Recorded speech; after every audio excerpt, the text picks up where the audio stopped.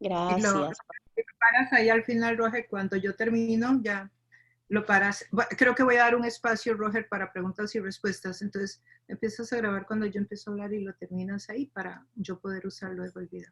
Gracias. Un privilegio poder estar con ustedes esta mañana compartiendo un poquito de la experiencia, de la reflexión, de lo que Dios ha venido hablando a mi corazón y bueno, espero que esto nos ayude y nos acompañe un poco en esta crisis que estamos viviendo, en este cambio a nivel global que estamos viviendo como individuos, como familia, como comunidad, como obreros y siervos de Dios.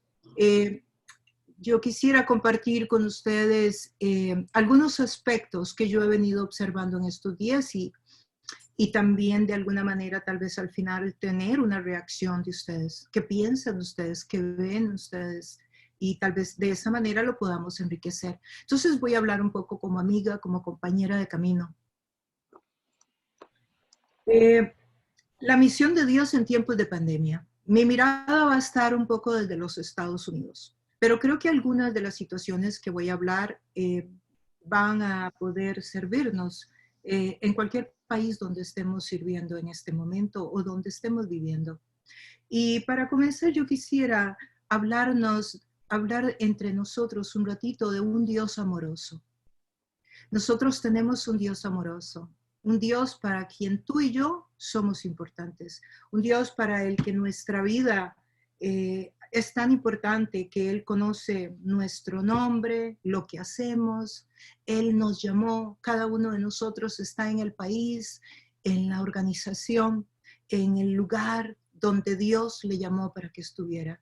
Si nosotros no estamos aquí por una casualidad de la vida, sino porque sabemos que hay un Dios que ha orquestado la historia de nuestra vida. Entonces, partiendo de que tenemos un Dios amoroso, partiendo de que tenemos a un Dios que nos ha acompañado durante tantos años, estamos seguros de que también Él está aquí caminando con nosotros y está en esta conversación que estamos teniendo hoy. Una pregunta, ¿hubo confinamiento en los tiempos de Jesús? Sí, sí hubo confinamiento en esos tiempos de Jesús, en los leprosos. Durante el tiempo de Jesús en el primer siglo habían leprosos. A ellos los sacaban de la ciudad, les impedían que tocaran a la gente, les impedían que se acercaran a la ciudad. Eran personas que estaban fuera de la comunidad y no podían acercarse a los demás. Entonces sí hubo confinamiento en los tiempos de Jesús, en los tiempos bíblicos. ¿Y qué hizo Jesús? ¿Qué hizo Jesús? El doctor Samuel Pagán, en el libro que está escribiendo Jesús de Nazaret, que nos adelantó un poquito en días pasados en una conferencia, decía que Jesús no solamente le importaban los leprosos, sino que se acercó a ellos. Y no solo se acercó, sino que además los tocó. Y no solo los tocó, sino que además oró. Y no solo oró, sino que además los sanó. Sí, esto es una evidencia totalmente bíblica de que para Dios los enfermos del COVID-19 son importantes, de que para Dios cada persona es importante. Y Jesús nos lo demuestra con su propia vivencia, con su propio accionar, con lo que hizo Él en el primer siglo con los leprosos. ¿Qué hizo Jesús ante el dolor de los amigos y la familia de Lázaro? Lázaro, su amigo que muere. ¿Qué hizo Jesús? Jesús llegó donde todos estaban reunidos. ¿Y qué hizo? Jesús lloró. Lloró con ellos. Sí, recuerdan, Jesús no empezó orando. Jesús no empezó reprendiendo. Jesús no empezó dándoles una cátedra sobre sanidad o sobre fe. Jesús empezó haciendo contacto con ellos, siendo empático con lo que ellos sentían, sintiendo con ellos. Y eso es acompañamiento. Eso es estar al lado de alguien. En el caso de Jesús, Él oró y Lázaro resucitó. En el caso nuestro, tal vez no todas las personas por las que vamos a orar van a sanar, pero sí nos dice la Biblia que lo que debemos de hacer es orar por sanidad y debemos de esperar a que la sanidad se dé. Pero También nos dice la Escritura y nos muestra en la vida de Jesucristo que el acompañar es sumamente importante. Y el acompañar es siendo empático, haciendo ese contacto, que las personas se sientan importantes, que las personas vean que alguien más siente con ellos en esta situación que están viviendo. Para mí es sumamente importante comenzar esto hablando de un Jesús bueno y amoroso, porque yo creo que eso nos anima, nos recuerda que no estamos solos, que Jesús o Dios no estaban viendo para otro lado cuando se salió el virus, que Él está en control, que Él es el Señor de la historia. Y para eso entonces ya nos vamos a este otro punto de reflexión.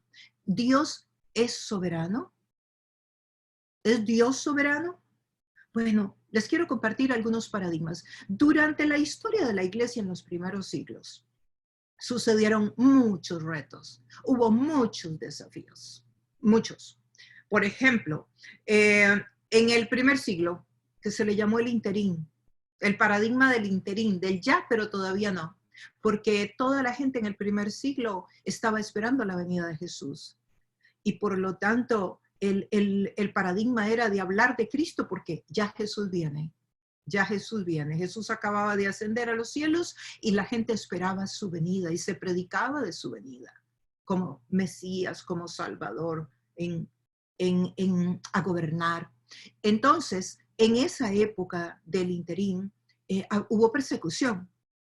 Y sabemos por Hechos 14 que la Escritura nos dice que cuando todo el mundo corrió, cuando Jesús parte y sube a los cielos, todo el mundo se dispersó, hubo gran persecución. Y todo el mundo corría por todo lado y se fueron esparciendo, y eso fue parte de la proclamación del Evangelio, la persecución del primer siglo. Pero nos dice también la Escritura en Hechos que Dios le dice a los apóstoles que se queden en Jerusalén, en una ciudad de alto riesgo, donde ellos corrían un peligro enorme. Y Dios les dice que se queden ahí. Y uno dice, pero ¿por qué les iba a pedir que se quedaran en un lugar donde posiblemente era el lugar más peligroso del mundo para los apóstoles? O sea, todo el mundo huía para otras ciudades y a los apóstoles les pide que se queden en la ciudad donde se corre más peligro. Sabemos también nosotros que los apóstoles eran de Galilea, ellos no eran de Jerusalén. O sea, no era que les dijo que se quedaran en su casa o con su familia, no, les dijo que se quedaran en otra ciudad. Pero también nos encontramos unos capítulos después que Jacob, el hermano de Jesús, es muerto con una espada. Y también nos encontramos en ese mismo libro de Hechos que ellos testifican del poder de Dios en Jerusalén y testifican con su sufrimiento, y que eso es el contenido, el significado de la palabra testificar allá en el primer siglo. Significaba estar en público, en una corte pública, testificando del poder de Dios. ¿Y por qué el sufrimiento era tan importante? Bueno, ¿por qué? Porque cuando tú sufres por causa del Evangelio, es muy evidente para todos los que observan, para toda la comunidad, es muy evidente que algo muy bueno has tenido que tener que encontrar en Jesucristo para que seas capaz de dar tu vida por ello. ¿Y por qué hablo de esto? Porque yo creo que la teología del sufrimiento tiene una gran importancia en el cómo nosotros vamos a responder a la crisis del COVID. Si nosotros venimos de una teología de triunfalismo, si nosotros venimos de una teología donde no nos han enseñado que el sufrimiento viene con el paquete, que mientras seamos humanos vamos a padecer, que van a haber dificultades, que van a haber desafíos, que el dolor y el sufrimiento vienen consigo, es parte de nuestra vida, porque este no es el reino de Dios. Y que nosotros debemos de aprender a vivir con él. Yo creo que entonces esta crisis nos va a asustar, nos va a hacer creer y que estamos solos, o nos va a hacer creer que esto es lo más terrible que la humanidad puede vivir. Y sí, es muy duro, es sumamente duro, pero también tenemos que saber que la iglesia ha pasado por muchos desafíos antes y que esta pandemia no es la primera que la iglesia vive. Tenemos otros paradigmas más, que no voy a parar en ellos, pero los voy a mencionar. El paradigma Constantino. En el año 325, la iglesia era perseguida. En el 325. En el 392, Constantino se había convertido, que era un emperador romano, y ya para el 92, todo el mundo era cristiano. Todo el mundo era cristiano. Esto se había convertido en algo más político ya. Y para el 392, la iglesia pasó del 325 que era perseguida, al 392, que se convierte en una iglesia perseguidora. Ahora es la iglesia la que persigue al que no cree en el cristianismo. O sea, eso es un gran reto para el contenido bíblico, para el mensaje de amor, para todo lo que la Biblia nos mandaba hacer. Y aquí la iglesia se encontraba haciendo algo muy contrario. ¿Por qué? Porque la influencia y la política habían entrado dentro de la iglesia y ya los pastores y los líderes no eran escogidos por Dios, ahora eran escogidos por el imperio romano. Y luego tenemos otros paradigmas más a través de la historia de la iglesia. De luego hubo otra época donde tuvo que defenderse la fe, porque se estaba queriendo contaminar los principios básicos de la salvación y los apologetas empezaron a surgir, gente que empezó a defender la fe y que se convirtieron en profesionales de la defensa de la fe. O sea, eso es otro reto de otro tipo. Sí, no es una pandemia viral, pero es un ataque, un desafío fuerte contra la iglesia. Así que hemos tenido muchas situaciones difíciles, pero hablemos un poquito de otras pandemias que también la iglesia ha vivido a través de la historia. Hablemos, por ejemplo, de la pandemia justiniana. Fue en el siglo VI. La pandemia justiniana nos habla de que fue tremenda. Y un siglo después, el emperador activamente pagano, Julián, se quejaría amargamente de cómo los galileos se preocuparían incluso por los enfermos no cristianos. Mientras que el historiador de la iglesia, Ponciano, relata cómo los cristianos se aseguraron de que se hiciera el bien a todos los hombres, no solo a los cristianos, y abrieron hogares de fe para recibir a los enfermos. Esta es una plaga que se dio en el siglo VI. Tenemos también la peste negra. La peste negra se dio en el siglo XIV, posiblemente la peste más mala que ha atacado a la humanidad. La peste negra mató una tercera parte de la población del mundo. De 1346 a 1353 murió el 50% de Europa. También tenemos la peste bubónica, 1527. Estas tres últimas fueron por la misma bacteria, que tomó diferentes formas. La peste bubónica, 1527, Lutero y Catherine. Lutero, el gran reformador, en Wittenberg, abrió su casa durante la peste, abrió su casa y la convirtió en hospital. Catherine estaba embarazada y su casa se convirtió en un hospital, donde algunos de sus amigos llegaron y algunos murieron ahí, algunos de sus compañeros de misión. Y en una carta de Lutero, él habla de 3 puntos bien interesantes. Él dice que si no debemos de huir. Dice que no debemos de huir porque mucha gente, de nuestras responsabilidades, porque mucha gente empezó a huir, a dejar a los papás, a los hijos. Los pastores dejaban sus congregaciones, los médicos abandonaban su profesión. Todo el mundo tenía horror de contagiarse de la peste. Y Lutero dice, no se puede huir si tú tienes responsabilidades, porque debemos de cuidar a la familia. Y si tienes una responsabilidad como una persona de gobierno, o como un pastor, o como una persona que trabaja en el campo de la salud, o con tus padres, o con tus hijos, es tu obligación estar con ellos y cuidarlos. Otro punto de la carta de Lutero dice, entonces él contestaba la pregunta, entonces me tengo que quedar y ayudar a los enfermos. Y Lutero decía, no puedes quedarte por una razón de orgullo, porque digas, bueno, es que yo no voy a enfermar, es que la fe mía es muy poderosa y yo me puedo meter aquí y yo me quedo y a mí no me va a pasar nada. Entonces Lutero aclaraba que la razón por la que te quedas no puede ser orgullo, tampoco, porque eso también puede ser pecado. Y el tercer punto que Lutero menciona en esta carta es, si tu conciencia te lo dice, si el Espíritu te habla y te dice que te quedes, bueno, quédate y cuida a los enfermos, pero hazlo con la actitud correcta. Así que vemos que la iglesia ha pasado por diferentes pandemias antes a estas. Y bueno, y los grandes hombres de Dios tuvieron diferentes comportamientos, como C.S. Spurgeon en el año 1854, durante la plaga del cólera, se quedó, él estaba en Londres y se tenía que ir a todo el país a diferentes responsabilidades. Spurgeon dijo, no, yo me quedo aquí en Londres porque yo siento que mi deber es estar donde están los enfermos. C.L. Lewis también, durante la bomba atómica, él escribe, él está en esta época de su vida, él está vivo, y él dice, si nos vamos a explotar, que Dios nos encuentre haciendo algo bueno y no pensando en bombas. Y estas cosas las pueden encontrar ustedes en la literatura. He leído de algunos escritos, historiadores que escribieron de ellos.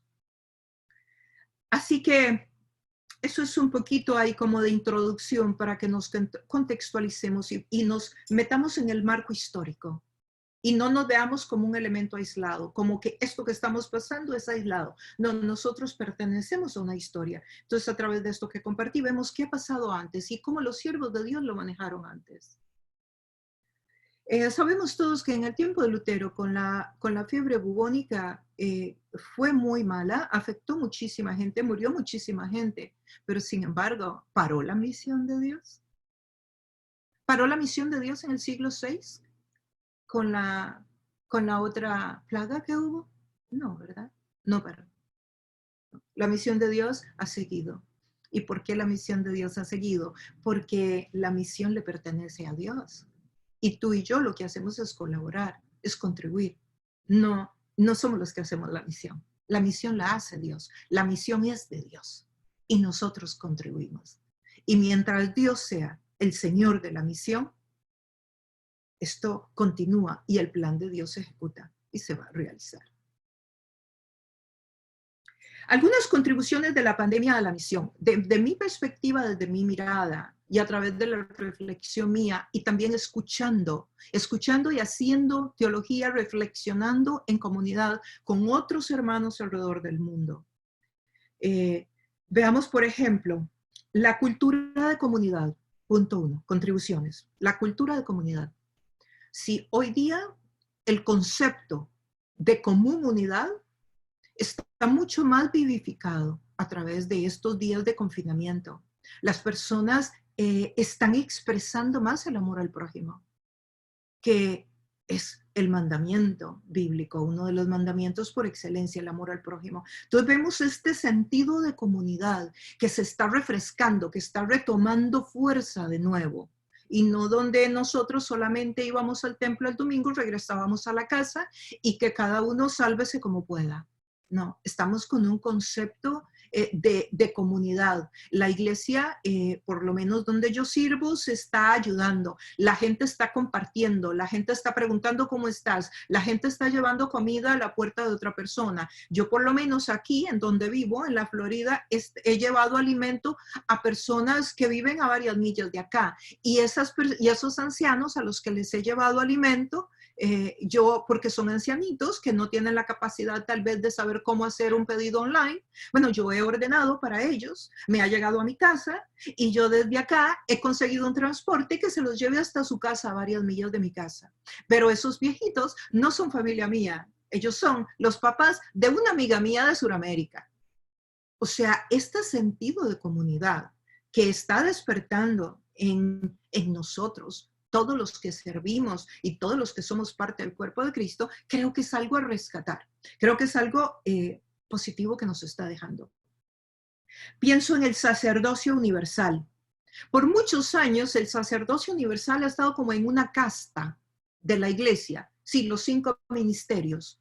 Es como que ellos son los sacerdotes y todos los demás miembros de la congregación, los que limpian, los que manejan el Uber, las enfermeras del hospital, el que trabaja en el supermercado, el que trabaja en la farmacia, esos son trabajos ordinarios, no sacros, no espirituales. Sí, los espirituales son los que se manejan dentro del edificio, pero nos estamos dando cuenta de una forma que disculpen que lo diga con una sonrisa, pero es que me produce gozo, que no es así, que el sacerdocio es universal. y que toda persona que tiene a Cristo en su corazón es real sacerdocio, nación santa, pueblo adquirido por Dios. Entonces, hoy, sin poder escapar, sin que nadie nos lo predique, estamos viendo qué tan santo es el ministerio y el servicio, el que me llega a dejar la comida a la puerta de mi casa, como la enfermera que está en el hospital, como el trabajador de la farmacia, que no ha dejado de ir a la farmacia a atender a las personas, a pesar de que está arriesgando su vida.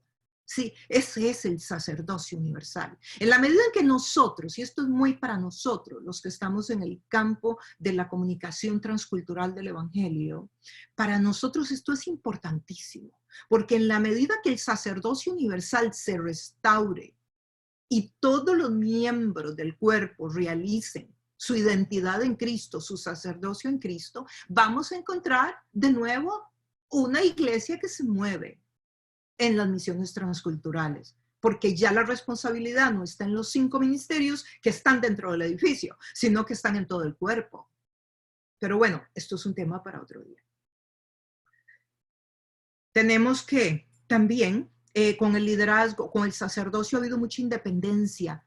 Esa líder-dependencia, donde buscábamos al líder para todo, que el líder nos resolviera, el líder de la iglesia, pues ahora la gente ha tenido que estar en su hogar y ha tenido que crear su propia reunioncita y su propio culto. Y se ha dado cuenta que él también podía orar y se ha dado cuenta que ya no necesita estar dependiendo tanto del liderazgo, que Jesús está dentro de él y que él tiene también toda la autoridad, porque él está en Cristo también. Entonces creo que ha dignificado muchísimo a muchas personas. Minimizó entonces la barrera entre lo divino y lo sagrado, ¿verdad? El punto que mencionaba, la persona que llega a dejarte la comida en la casa o el que trabaja en la farmacia, ya no es algo no espiritual. Ahora vemos que ese es un trabajo espiritual y que entonces la espiritualidad va con el creyente a todo lado. Entonces, ese cisma que hemos visto entre lo sagrado y lo mundano se ha reducido. Y ahora vemos que el creyente es espiritual y por lo tanto, cualquiera que sea su servicio, su trabajo, si lo hace para Dios, es espiritual. También durante esta pandemia hemos visto que se han destronado un poco las teologías triunfalistas. ¿Por qué? Porque encontramos a líderes que están con el COVID. Sí, es una enfermedad que no solo le llega al pueblo, es una enfermedad que no solo le llega a los carnales o le llega a los que no son espirituales. Y esto yo creo que trae toda una profundidad sobre la que podemos continuar reflexionando. El poder del mensaje encarnado. ¡Wow! ¡Wow! El hablar de Cristo sin palabras. Esto es poderosísimo, poderosísimo. Una estructura de credibilidad en el mensaje bíblico. Esto es maravilloso. ¿Por qué? Porque el pueblo necesitaba volver a creer. La gente necesitaba creer en la iglesia, en su liderazgo, en el mensaje sobre todo. ¿Y por qué creo que se está contribuyendo? Bueno, porque es con el mensaje tuyo y mío, con la serenidad de Dios en nuestra vida, sabiendo que el Señor es el Señor de la historia y no paniqueándonos, que nosotros estamos testificando. El otro día llegó mi amiga Flossie a mi casa. Flossie es una amiga de la China, que, bueno, venía con toda su historia de la China, pero luego ella se casa con un judío en los Estados Unidos, entonces ella se tiene que hacer judía para poder casarse. Pero en realidad, Flossie y yo empezamos a hablar de Dios hace ya un par de años. En días pasados, Flossie llegó a mi casa. Ella está en sus primeros pasitos. Y ella llega a mi casa y me dice, pero con lágrimas, sí, me dice, ¿cómo es que tú estás tan serena con todo esto que está pasando? La crisis económica, la gente, los enfermos, la gente se está muriendo. ¿Y tú, cómo estás tú así, Alexandra? Y usted y yo sabemos que yo no estoy fingiendo, que es que el Señor es mi Señor. Y si yo tengo que servirle más años a Dios, bendito sea el nombre del Señor. No me gustaría irme porque todavía siento que me encantaría acompañar a mi nieto, a mi hija, y todavía no he terminado de escribir los libros que debería. Pero si Dios me llama, el Señor es el Señor, ¿verdad? Nuestra vida le pertenece a Dios. Entonces, eso para Flossie, ¿con qué se come? O sea, muy difícil para Flossie. Ese testimonio sin palabras creo que es de gran relevancia en este momento. Es de gran relevancia. El tener serenidad. Esa serenidad que no se compra, esa serenidad que viene producto de una relación con Dios, que es parte de lo que dice Gálatas 5, de las expresiones del fruto del Espíritu. Cuando dice paz, ahí la palabra paz se refiere a la serenidad. En griego se refiere a cuando tú ves una laguna muy apacible, con mucha calma y mucha tranquilidad. Dice que ese es el fruto. Esa es la expresión del fruto en la vida del creyente, en medio de la tormenta. El poder entonces crea una plataforma de servicio para los millennials también. En esta pandemia yo estoy viendo que nos estamos comunicando a través de formas virtuales, que las redes sociales, ¿quiénes crearon las redes sociales? ¿Quiénes crearon las plataformas virtuales? Fueron los millennials. Al fin le damos oportunidad a los millennials. Al fin les decimos bienvenidos al servicio de la iglesia. Bueno, porque tuvimos que hacerlo. Porque a los de mi generación nos ha costado un poco soltar el poder. Y digo a los de mi generación porque definitivamente yo estoy con ellos. Somos un poco de gente grande que creemos que nosotros lo hacemos mejor. Pero se nos olvida qué estábamos haciendo nosotros cuando teníamos la edad de estos muchachos, los 25, los 30, los 32 años. ¿Qué estábamos haciendo? Miren, muchos ya teníamos hijos, nos habíamos casado. Yo a los 20 ya tenía negocios. Para los 25 27 años yo ya estaba plantando la primera iglesia. Para los 30 años ya yo había plantado 3 iglesias. Pero yo no sé por qué, con una gran facilidad, olvidamos todo el potencial que tiene el joven y su gran capacidad, cuando la Biblia nos habla en infinidad de textos de todo lo que los jóvenes hicieron. Entonces, creo que esta pandemia está ofreciendo una plataforma para que los millennials participen. Y de esa manera, posiblemente ellos se van a desarrollar el sentido de pertenencia, que es tan importante. El sentido de pertenencia en una organización, en una congregación, en una comunidad, en un grupo se desarrolla cuando la persona tiene la oportunidad de ser parte a través de la contribución. Eso es lo que da sentido de pertenencia. El colaborar, el participar. Y si bien es cierto que usted no podrá poner a un millennial tal vez en asuntos de decisiones sumamente espirituales o íntimas de una agrupación, pero sí hay muchas posiciones que un millennial puede tomar y también puede participar en la toma de decisiones. Entonces yo creo que esto está creando una plataforma para los millennials y eso de mí me agrada mucho, muchísimo, porque ellos son la generación que viene. Y en los Estados Unidos ha quedado muy obvio que ellos fueron los que crearon esta plataforma digital. También una competencia sana, si se quiere. ¿Por qué? Porque entonces, como ya no puedo ir al edificio de mi iglesia, pues entonces estoy poniendo YouTube, estoy poniendo las diferentes redes sociales y resulta que estoy escuchando más mensajes y me estoy dando cuenta de que hay mensajes muy interesantes por ahí, que hay gente que estudia muchísimo más y que lo que yo estaba escuchando como que no se parece a lo que estoy oyendo hoy. Entonces, ahora yo quiero ir a ver la Biblia, a ver cuál de los dos mensajes es el correcto. Entonces, yo creo que de alguna manera también es una oportunidad para escuchar a otros y poder comparar el mensaje bíblico. Y desde luego la parte del edificio versus iglesia. Edificio versus iglesia. Nos estamos dando cuenta que no se necesitaba un edificio para hacer iglesia. Nos estamos dando cuenta que no se trataba, que adorar no es ir a la iglesia, al edificio, que adorar es servir a Dios, que adorar es amar al prójimo. Y que la razón por la cual existimos y por la cual servimos es para adorar al Señor. Y como conclusión, quisiera que pensáramos en 3 preguntas. ¿Por qué yo sirvo a Dios? ¿Por qué lo sirvo? La otra, ¿qué es lo que yo hago en el reino de Dios? ¿Cuál es mi contribución? Entonces, ¿por qué yo sirvo? ¿Qué es lo que yo hago? Y la tercera pregunta, ¿cómo lo hago? Entonces, ¿por qué servimos a Dios? La Biblia nos dice que servimos al Señor para adorarlo. Que al final de todo lo que hagamos, todo esto es por adoración. El qué hacemos, cada uno, el por qué no lo dice la Biblia. El qué hacemos en el reino, también nos lo dice la Escritura. La Escritura nos dice que lo que hacemos es amar al prójimo, llevar el amor de Dios al que no lo tiene, testificar con nuestra vida, con lo que tenemos. Pero el cómo lo hacemos, puede ser que tenga que ser modificado con cada paradigma de la historia de la iglesia.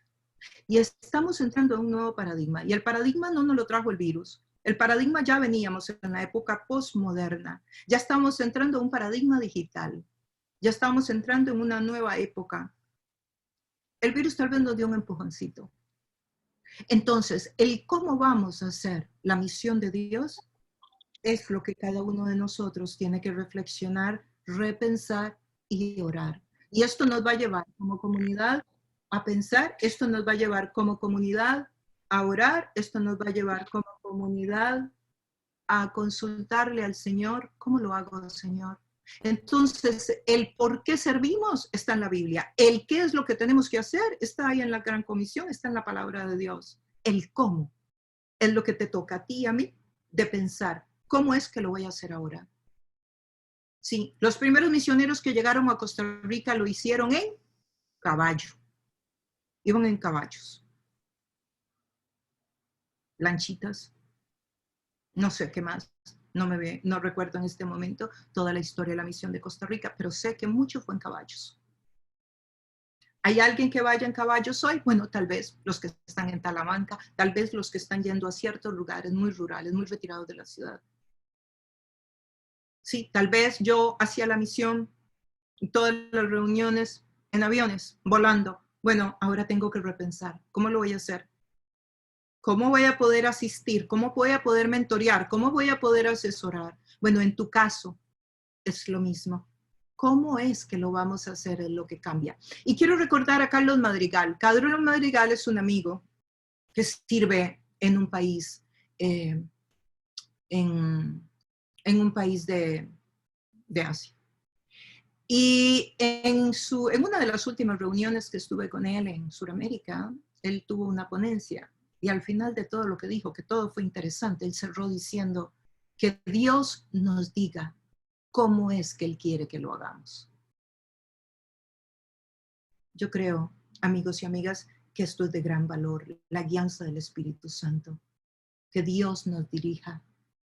Y esto nos va a hacer volvernos a Él, estar pegaditos a su corazón, circuncidar nuestros oídos para oírle, que tengamos colirio en nuestros ojos para que podamos ver los tiempos, para que invertamos tiempo en la meditación, en la reflexión, en el observar qué está pasando, en el saber cómo es que Dios quiere que yo lo haga. Entonces la pregunta para ustedes es, ¿cómo será que Dios quiere que lo sigas haciendo?